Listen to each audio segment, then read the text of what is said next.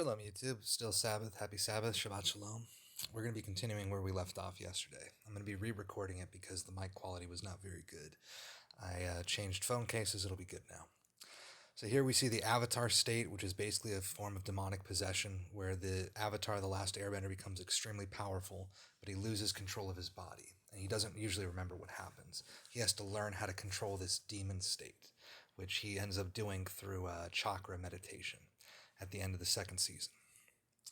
This is Katara's necklace. This is the love interest of the avatar. As you can see, it has 666 on it, just backwards. Here we see another example of the 666. This is the door to enter into the air temple. You had to shoot 2 gusts of wind into it, and then these little blue spirals would turn around.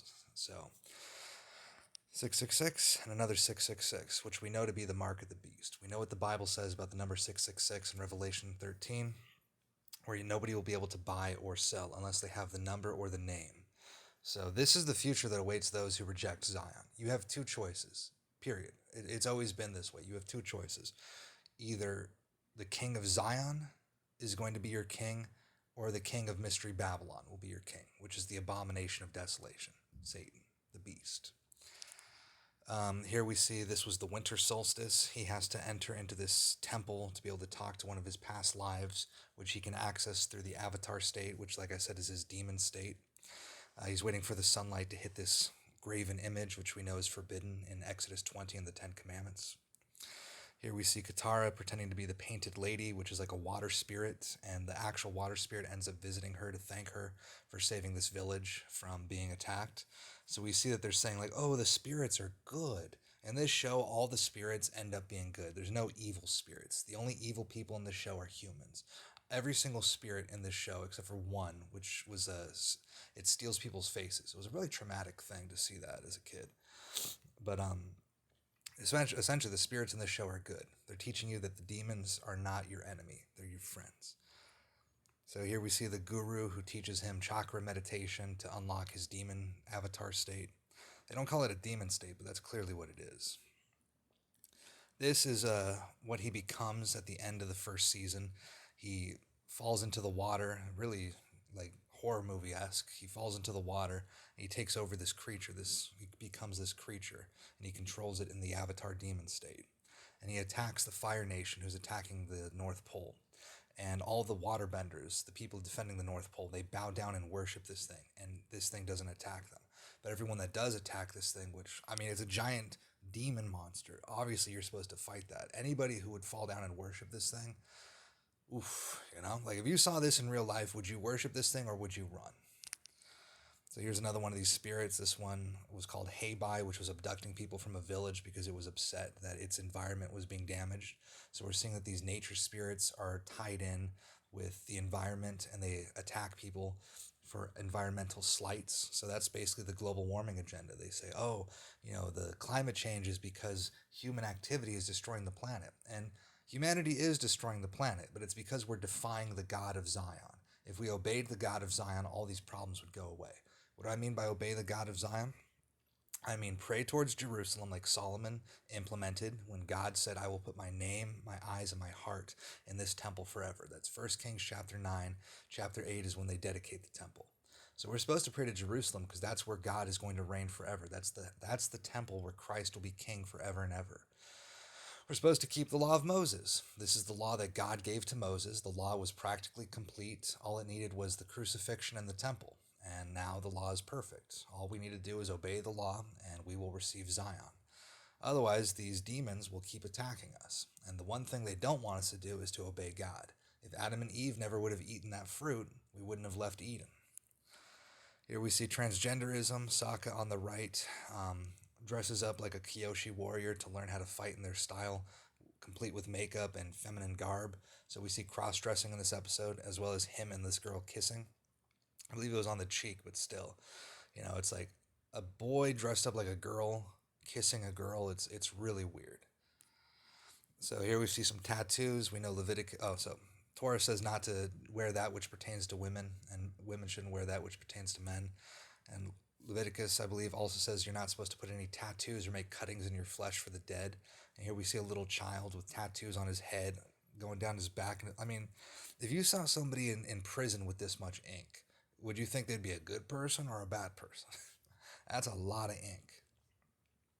What else do I want to say about this topic? Oh yeah, he doesn't have parents. The monks he lived with like abducted him from his parents or something. We see in one episode he's born. We see him come out of his mother's womb, but then he's like abducted or something. They never explain what happened, but like he doesn't have parents. He wasn't raised by parents. None of these monks actually raise their own children. They just like give them up to mentors, and the mentors are basically like, it's not family. Can you really trust a mentor to raise your son? Do you really want a strange man to raise your son? Isn't that usually how that pedophilia stuff happened in Greece and all these other countries where it was normalized? So here we see the Avatar state once again. This is like a demonic possession where he eventually he learns to control it. But in the beginning, he just goes into a blind rage and destroys everything, and it's very difficult to calm him down. Here we see Sokka taking psychedelic cactuses on a kid's show. Imagine if they were snorting coke or eating mushrooms or smoking weed. Essentially, there's very few drugs as dangerous as psychedelics, aside from, of course, like crack and meth and fentanyl. But like drugs that are like natural in the earth, psychedelics are about as extreme of a drug as you can get. That's not like chemically altered by humans. And he's tripping on psychedelic cactus juice, and it's a hardcore trip too. And they're showing this to little kids. This is a kid show, Nickelodeon. So here we see feminism. Katara is attacking this man because he won't train her, and they're basically saying, "Oh, she's allowed to be like this because she's a woman and she's being oppressed." So feminists are basically violent. Women think they can hit men, and that if a man, it's weird because women want the best of both worlds. They want to be able to hit men without the men hitting them back, and then they want to be treated like equals to men, and they want like it's very strange. Feminism is clearly witchcraft. That's why God told Adam he would rule over his wife. And that's the way it's supposed to be. When Jezebel ruled over her husband, King Ahab, Israel went to hell. So here we see something that somewhat resembles 666 on their foreheads, as well as some war paint, which is very demonic looking. They look like ghouls or skeletons, kind of like decomposing bodies. Here we see the number 6 in Hebrew, which somewhat looks like this. Here we see the Phoenix King, the Fire Lord. He basically wants to exterminate all of his enemies. The show actually, in the backstory of this show, is a genocide, which reminds me of the Holocaust, where they're trying to, not just the Holocaust, like all the killings of the Christians and the Jews who actually followed the law of Moses. I mean, there's an ancient war going against Zion. They tried to exterminate Zion, essentially. The Fire Nation tried to exterminate what was the equivalent of Zion, where the chosen one would come through and he would put them in their place. And they tried to exterminate that entire race, and the chosen one managed to escape and survive. And for 100 years, they were waiting for him. I forgot about that. They're waiting for their Messiah to come back. And guess what? Aang dies and is resurrected, just like Jesus. They bite off of the Gospels. They bite off of the Bible. They spin pagan fantasy novels off of biblical stories. Harry Potter, he's also the chosen one. Harry Potter died. Harry Potter came back from the dead. It's like an archetypal story where they have to take the story of Jesus and twist it and package it for you in a way where it's like, oh, this is so cool. Nah, religion, that's stupid. I got I got Hulu shows to binge.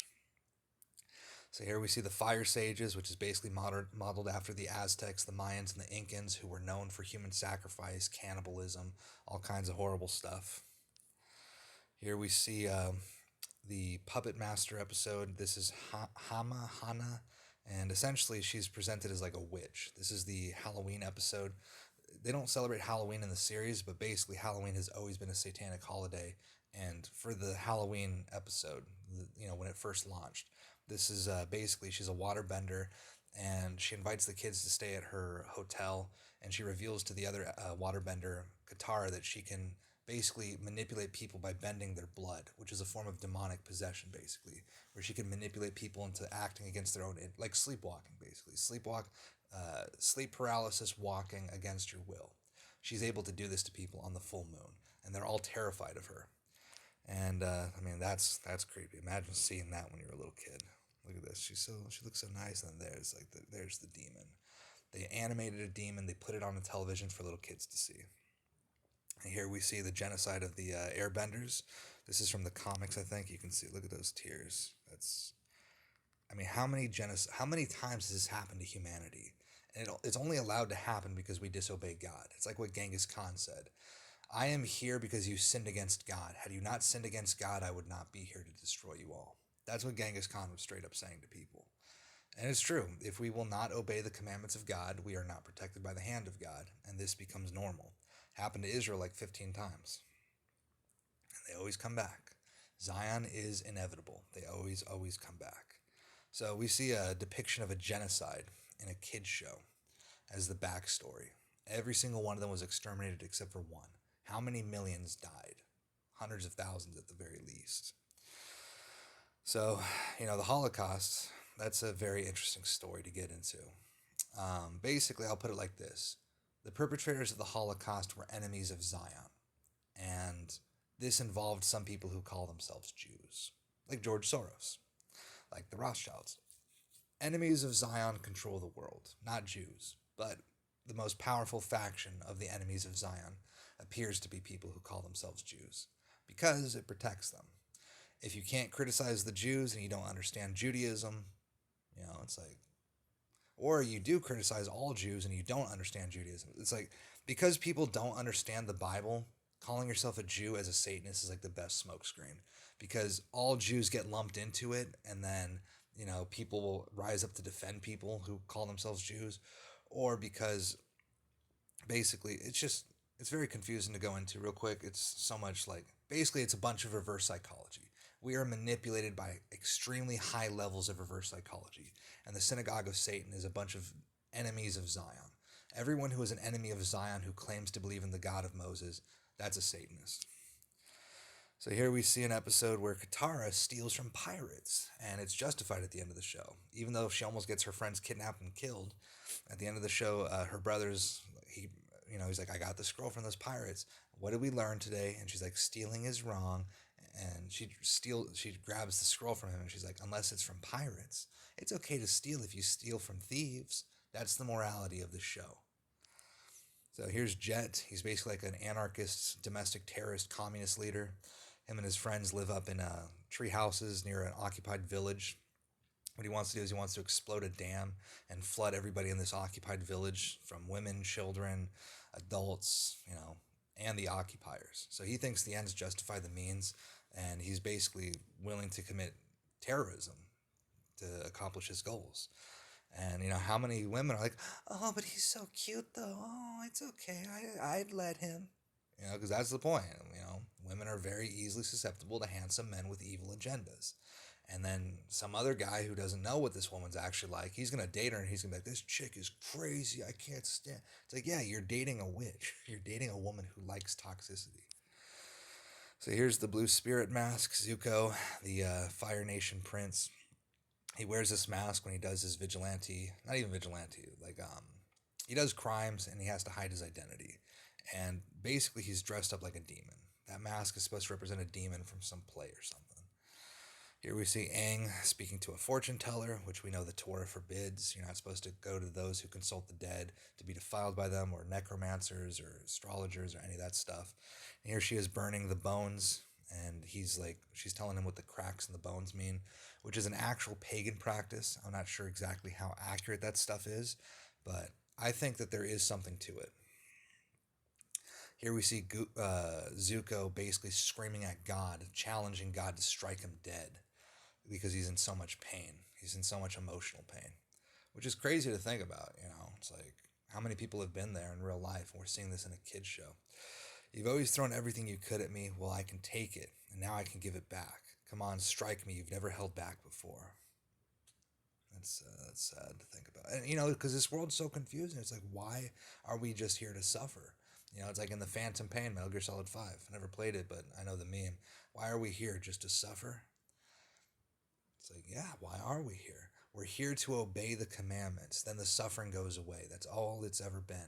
But they have done such high-level reverse psychology against us that even those of us who want to obey God are being tricked into thinking, oh, well, Jesus can't be the Messiah because that's a Gentile God. Or, oh, the law of Moses, that was nailed to the cross. So here we see like a wisdom spirit in this occult library in some desert, very hidden library. They end up finding it, and yeah, it's like a wisdom spirit. I mean, actually, it kind of reminds me of the owl in Bohemian Grove. Now that I think about it, here's the here's the library. So I recently learned that the Library of Alexandria was one of the first references to the Library of Alexandria was a letter talking about the writing of the Septuagint, I think it's pronounced, which is like the first translation of the Greek Bible from Hebrew to Greek. 72 translators, they wrote a really good translation from Hebrew to Greek. And the Library of Alexandria was mentioned in one of these letters talking about the writing of this. So it's very likely that the reason the Library of Alexandria was burned was because it had a lot of ancient biblical wisdom. For sure, at least it had the Septuagint, I think it's pronounced. I got a Greek follower. If he sees this video, you know who you are. Am I pronouncing that right? Septuagint? So here we see the Daily. This is basically like a secret police of Ba Sing Se, which is supposed to be like a haven city away from the war. But really, it's run by some sort of Nazi SS Gestapo crap where it's like anybody who has an opinion that goes against what you're supposed to expect is like disappeared and re-educated. They got like MK Ultra mind control programs where it's like they literally make you into a sleeper cell. And here we can see that happening to Jet. Jet freaks out when he realizes that there's Fire Nation inside the walls of Ba Sing Se, and they arrest him and they re-educate him, they reprogram him. And this is a real thing, it's a form of satanic ritual abuse. It's not as simple as looking at a light, but yes, you can reprogram somebody's mind through horrible, horrible methods. I mean, drugs, molestation, witchcraft. The only way to escape this mess is through Jesus. If we will not cling to the King of Zion, then we are at the mercy of a merciless monster. That's all it is. We have to cling to Christ. Otherwise, Satan will do everything he's capable of doing to us in proportionality to our wickedness. So here we see an episode where he's basically all geeked out. He's about to have a final battle, so he thinks, and he can't sleep. And he's like up for several days, and he looks like a tweaker. This whole episode, he's like tweaked out, hallucinating. It's really weird. It's a somewhat traumatic episode. So here we see some of his hallucinations. That's really creepy, those eyes. That's really creepy. So here we see, like, he basically has a dream that he fails and the entire world is... I mean, look at this. Because this is what the world is going to look like in the days of Revelation. After the rapture, after all these things happen, where it's like God has cleansed the earth of those who will cling to Zion and everybody else has to be tested to be deemed worthy or unworthy, like, the world will look like this. Everyone's going to really wish that they had gotten right with Jesus before the day that this kind of stuff happens.